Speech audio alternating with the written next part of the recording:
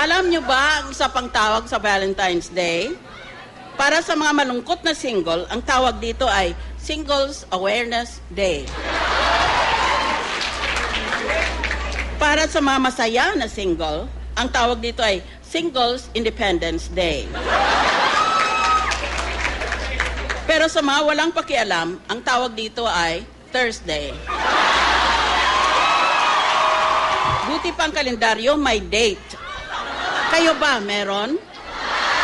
Kapag ikaw ay nagmahal, pero sasaktan mo rin lang naman, dapat maghamon ka na lang ng suntukan. Ang taong nagmamahal ng tunay ay parang matalinong estudyante na kumukuha ng exam. Hindi siya tumitingin sa iba kahit nahihirapan na.